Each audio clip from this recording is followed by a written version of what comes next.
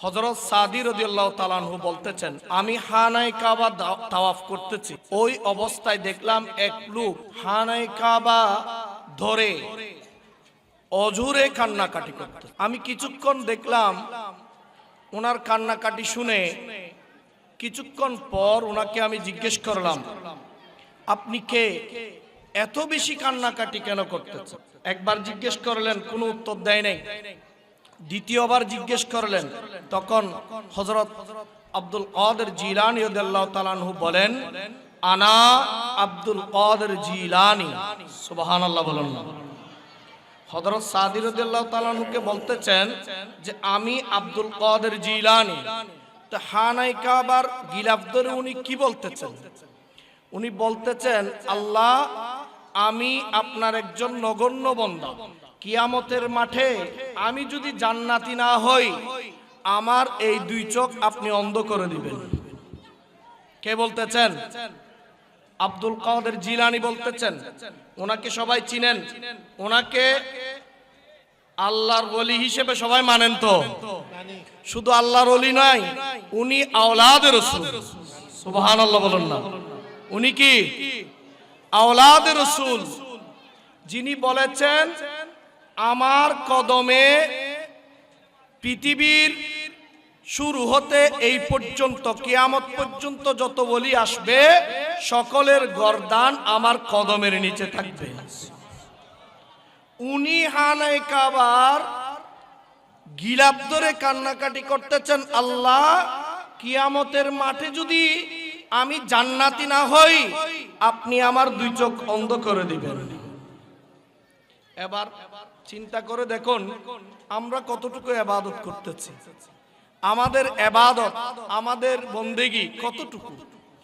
আব্দুল কাদের জিলানী, যিনি শায়ের, বলতেছেন কাদেরিয়া তরিকার মধ্যে যারা রয়েছে, ওনারা শুধু দুনিয়ায় ভয়ভীতি ছাড়া নয়, দুনিয়ায় কামিয়াবি নয়, আখিরাতে অর্থাৎ কিয়ামতের মাঠে যখন উনি বেজে যাবে, তখন গাউসে পাক ওনাকে ছাড়িয়ে নেবে।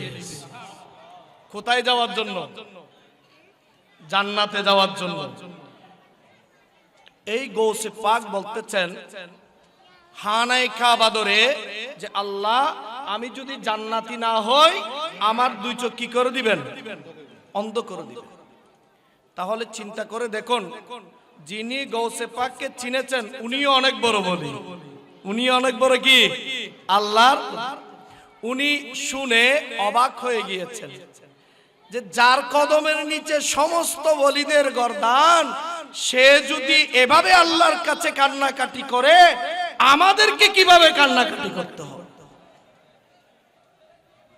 তো সেজন্য আমি সকলের প্রতি অনুরোধ জানাবো, নামাজ, আলহামদুলিল্লাহ আমি বয়ান শুনেছি সকলের, কিছু কিছু জিনিস আমি একটু স্পষ্ট করে দিই।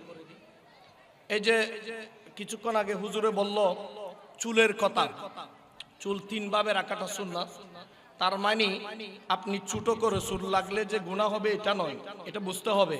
অর্থাৎ উনি যেটা বোঝাতে চেয়েছেন সেটা হচ্ছে, আমাদের দেশে অনেকে ডাবু হওয়া, যেটা একেবারে চুল একেবারে ফেলে দেওয়া, এটাকে সওয়াব মনে করে।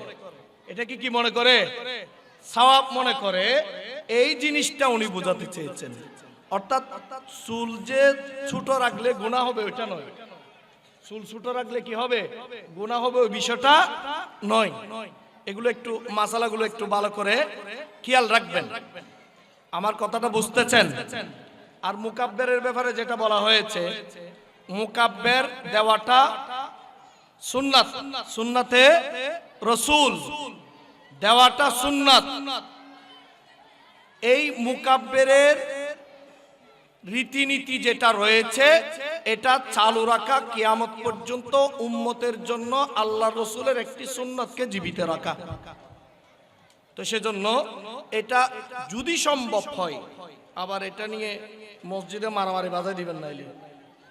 অর্থাৎ এখানে একটা কথা বলা হয়েছে যে মুকাব্বের না থাকলে মাকরুহ হবে, এই ধরনের একটা কথা বলা হয়েছে।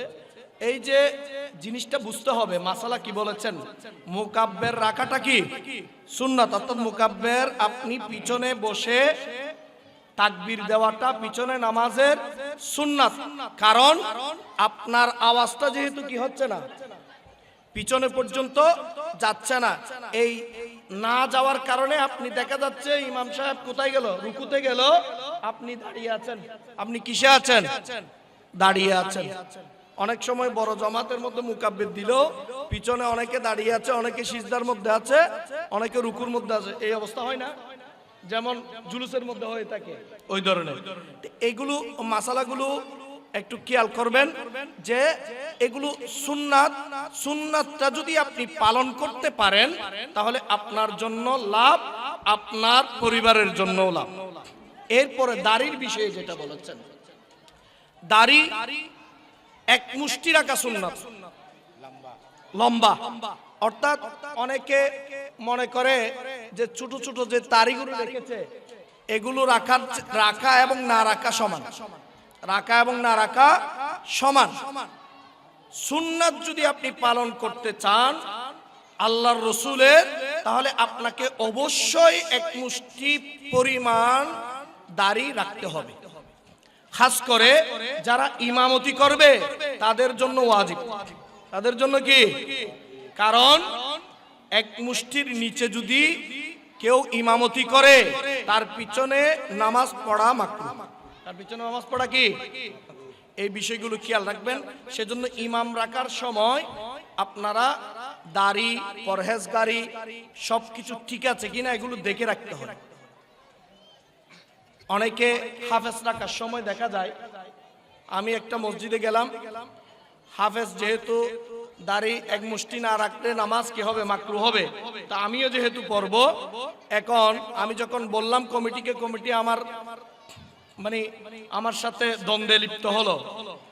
তা আমি ফতোয়া দিলাম, ওসির রহমান হুজুরকে জিজ্ঞেস করলো যে আমি যে এই কথাটা বলেছি এক মুষ্টি দাড়ি রাখা, হযরত আলা হযরত যাকে আমরা ইমাম মানি, উনি 18টি কোরআনের দলিল দিয়ে আপনার এক মুষ্টি দাড়ি রাখা সুন্নাত বলেছেন।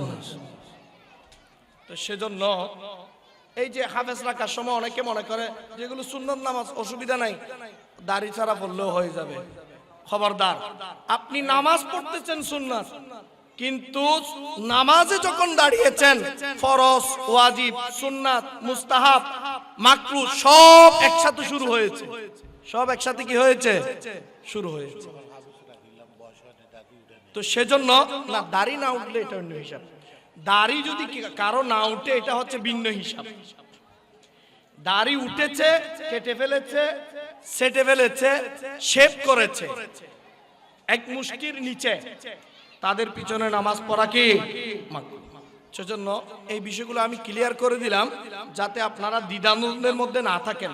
আল্লাহ আমাদের আজকের মাহফিলকে কবুল আর মঞ্জুর করুন।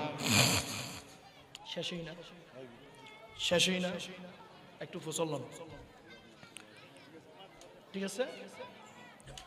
প্রত্যেকে জিয়ারতের উদ্দেশ্যে একবার সূরা ফাতিহা শরীফ, ইখলাস শরীফ, দরুদ শরীফ আদায় করুন। বিসমিল্লাহির রহমানির রহিম, আলহামদুলিল্লাহি রাব্বিল আলামিন, আর রহমানির রহিম, মালিক ইয়াউমিদ্দিন, ইয়াকা না'বুদু ওয়া ইয়াকা নাস্তাঈন, ইহদিনাস সিরাতাল মুস্তাকিম, সিরাতাল লাযীনা আন'আমতা আলাইহিম গায়রিল মাগদুবি আলাইহিম ওয়ালাদ-দাল্লিন, আমিন।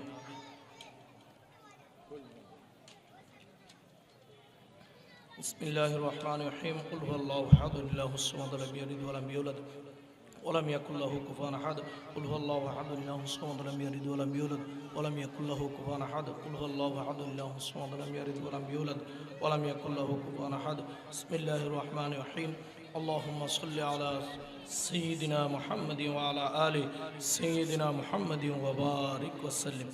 এই কথা বলবে না, তোমরা কথা বলতেছে কেন? এই ছেলেরা কথা বলিও না, দুষ্টামি করিও না, মোনাজাত হবে, দুষ্টামি করবে না। একে অপরের জন্য দোয়া করবেন। আজকের মাহফিল, আমি আবারও বলছি, আজকের মাহফিল পরিপূর্ণ করার জন্য গাউসিয়া কমিটির ভাইয়েরা এবং এলাকার ভাইয়েরা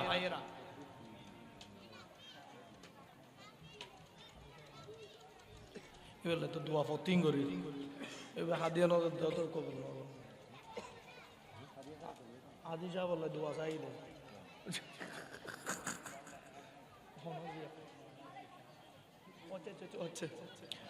আচ্ছা, আমাদের এলাকার ভাইয়েরা এবং গাউসিয়া কমিটির ভাইয়েরা আজকে অনেক দিন ধরে অক্লান্ত পরিশ্রম করে মানুষের ঘরে ঘরে গিয়ে এই মাহফিল আঞ্জাম দিয়েছে। আল্লাহ ওনাদের কষ্টের বিনিময়ে এই মাহফিলকে কবুল করেছেন, আলহামদুলিল্লাহ। আল্লাহ ওনাদেরকে এটার উসিলায় জান্নাতি হিসেবে কবুল করো, সবাইকে নামাজি হিসেবে কবুল করো, কোরআন তেলাওয়াতকারী হিসেবে কবুল করো। শুনেন, আমাদের কাছে আল্লাহ যেই জিনিসগুলো দিয়েছেন তার ভিতরে সর্বপ্রথম আমাদের কাছে যেটা ফরজ সেটা হচ্ছে কি নামাজ। প্রতিদিন যেই ফরজটা আমরা আদায় করি সেটা কি নামাজ। এই নামাজটা ঠিক রাখবেন, সবাই বলেছে, আমিও বলছি, নামাজটা ঠিক রাখবেন।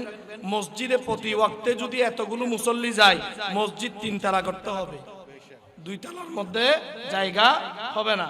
তো সেজন্য শুধু এই মাহফিল করেছেন আপনার কাজ শেষ এটা নয়।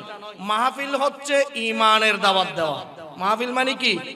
ঈমানের দাওয়াত দেওয়া, ঈমানদারকে ঈমানকে তাজা করা, ঈমানদারের ঈমানকে কি করা?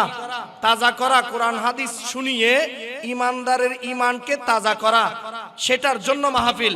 কিন্তু আপনার এই যে যত কিছু করেছেন সব কিছুর মূল কবুলিয়ত হচ্ছে নামাজ। তো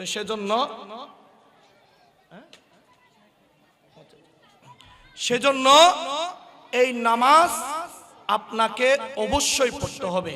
আল্লাহ পাক সবাইকে নামাজি হিসেবে কবুল করুন। এবং যারা সহযোগিতা করতে হাজ করে, টাকা পয়সা মেহনত করে, যেই উদ্দেশ্য করেছে, আমি দোয়া করে ফেলতেছি, কিন্তু মোনাজাত একেবারে সংক্ষিপ্ত, আমি দোয়া করে ফেলতেছি। অর্থাৎ যারা টাকা দিয়ে পয়সা দিয়ে সহযোগিতা করেছে, পরিশ্রম করে সহযোগিতা করেছে, তাদের প্রত্যেকের হকের মধ্যে আল্লাহ কবুল আর মঞ্জুর করুন। আল্লাহ আমাদের দোয়াকে তাদের হকের মধ্যে কবুল করুন, তাদের নেক মাকাসদকে আল্লাহ কবুল আর মঞ্জুর করুন। খাস করে পর্দার আড়ালে আমাদের মা বোনেরা অনেকক্ষণ ধরে বসে আছে, হুজুরদের বয়ান শুনতেছে। আশা করি এখন অনেক পরিবর্তন হয়েছে, আলহামদুলিল্লাহ। আজকের পরে আরো পরিবর্তন হবে। আল্লাহ আমাদের মা বোনদেরকে পর্দানশী হিসেবে কবুল করুন, মা বোনদেরকে ইজ্জত আলা হিসেবে কবুল করুন, তাদের ছেলে মেয়েদেরকে আল্লাহ যেন এক এক জায়গার এক এক স্থানের আল্লাহর ওলি হিসেবে কবুল করুন। সবাই দোয়া করবেন একে অপরের জন্য, খাস করে যারা অসুস্থ। আমার পাশে জনাব মোহাম্মদ হাজী সাহেব, জনাব আইব সদগর সহ আমাদের 5 ওয়াক্ত মুসল্লির মধ্যে অনেকে অসুস্থ, অনেকের নাম মনে আছে, অনেকের মনে নাই, অনেকে দোয়া করতে বলে। আল্লাহ সকলের হকের মধ্যে আমাদের দোয়াকে কবুল করুন। খাস করে জনাব মাওলানা আলহাজ শফি সাহেব আল কাদেরী, আপনারা সবাই জানেন এই এলাকার মধ্যে সবচেয়ে প্রবীণ আলেম যিনি, আমি যতটুকু শুনেছি উনি একজন আলেম, আল্লাহওয়ালা মানুষ। আমি যতটুকু দেখেছি, আমি তো এসেছি বেশি দিন হয় নাই, যতটুকু এসেছি, একজন আলেম আপনার এলাকায় থাকা এটা আপনাদের জন্য ভাগ্য, আপনাদের জন্য কি ভাগ্য। সেজন্য উনি খুবই অসুস্থ, ওনার জন্য দোয়া চেয়েছেন। আল্লাহ যেন ওনার হায়াতকে দীর্ঘায়ু করে দেন, হায়াতে খিজরি নসিব করে দেন।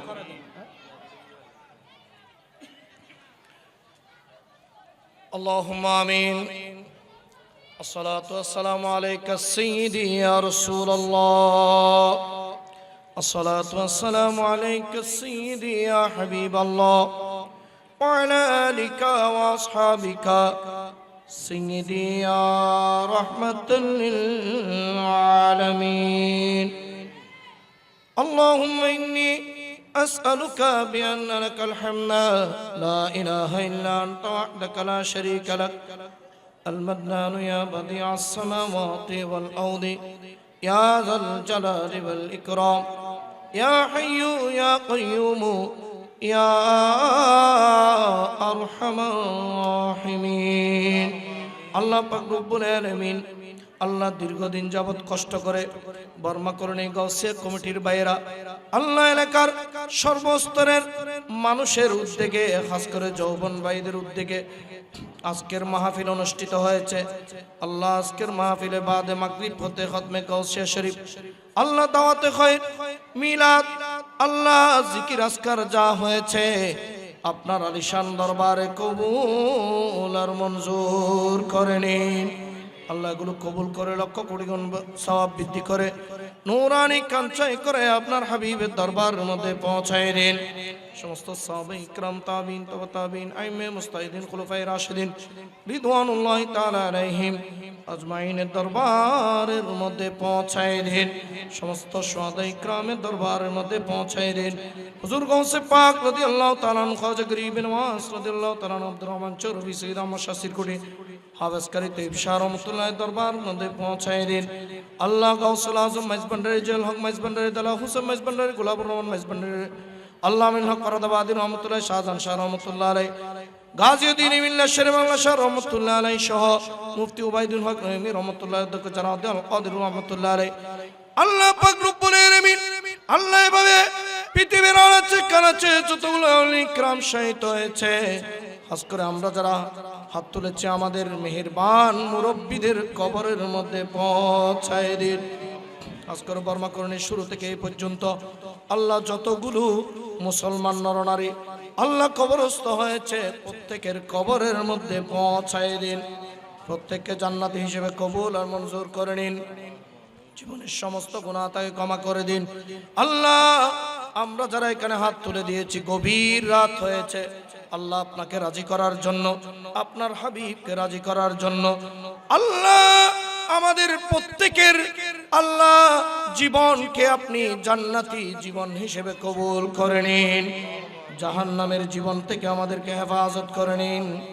আল্লাহ আমাদেরকে আমাদের পরিবারকে পাঁচ ওয়াক্ত নামাজ হিসেবে কবুল করে নিন। কোরআন তেলাওয়াতকারী হিসেবে কবুল করে নিন। ঈমানদার পরহেজগার মুত্তাকি হিসেবে কবুল করে নিন। খাস করে আমাদের রিজিকের মধ্যে বরকত নসিব করে দিন। অনেকে রিজিকের অভাবের মধ্যে রয়েছে প্রত্যেককে আল্লাহ পর্যাপ্ত পরিমাণ রিজিক দিয়ে আপনি ভরপুর করে দিন। খাস করে যারা অসুস্থ দোয়া চেয়েছেন প্রত্যেকের সুস্থতার হকের মধ্যে আমাদের দোয়াকে কবুল করে নিন। আল্লাহ যারা চাকরি করে ব্যবসা করে লেখাপড়া করে প্রত্যেকের নিজ নিজ কাজ কারবারের মধ্যে উন্নতি তরক্কি নসিব করে দিন। আল্লাহ পাক রব্বুল আলামিন আমাদেরকে দুনিয়া আখিরাতের মধ্যে আপনি ইজ্জত দিয়ে ভরপুর করে দিন। বেইজ্জত থেকে হেফাজত করে নিন। আল্লাহ এই মাহফিল আল্লাহ অনুষ্ঠিত করার জন্য যারা কষ্ট করেছে গাউসিয়া কমিটির ভাইয়েরা আল্লাহ এলাকার যৌবন ভাইয়েরা আল্লাহ প্রত্যেকের হকের মধ্যে আমাদের দোয়াকে কবুল করে নিন।